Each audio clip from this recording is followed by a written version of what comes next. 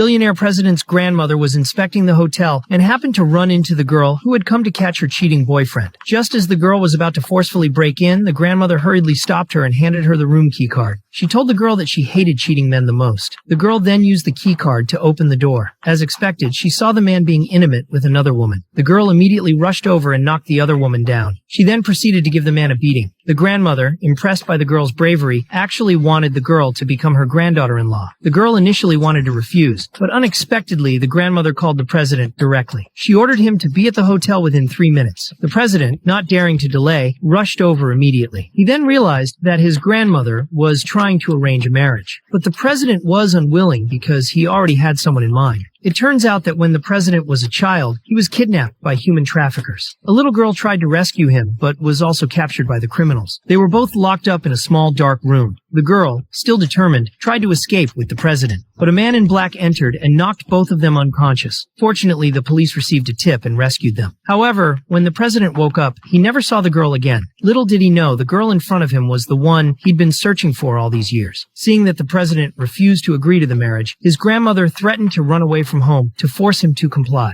Reluctantly, the president pretended to be poor to scare the girl away, but to his surprise, the girl didn't mind his poverty at all. She even dragged him to register their marriage. The president tried to resist, saying he had no money for a wedding, but the girl confidently patted her chest and said she had some savings. She assured him that she would take care of everything. On the day of the wedding, the girl, due to a lack of funds, had to replace the real gold jewelry with fake ones. Her best friend then learned the groom's name from the girl. Upon hearing the name, her friend's eyes widened in shock, because it was the name of the billionaire president of Beijing. But the girl insisted that he was no president, just an ordinary man. While the two were chatting, the girl's parents suddenly barged in. Her father immediately questioned her for not following his arrangements and instead marrying a penniless man. But the girl insisted on going through with the marriage. She even threatened her parents, using her Taekwondo black belt skills to warn them not to interfere. Her parents, having no choice, reluctantly left, but they still couldn't swallow their anger. So they called some thugs to sabotage the wedding. Little did they know their son-in-law was actually the billionaire president of Beijing. Meanwhile, the grandmother had prepared gold bars and property deeds for the girl. However, the president stopped his grandmother, asking her not to give them yet. He wanted to test the girl's character first. If she passed his test, then it wouldn't be too late to give her the gifts. The grandmother agreed. Soon, the wedding began. But just as the president and the girl were exchanging rings, a group of rowdy thugs burst in. They even demanded that the bride and groom come down to toast them.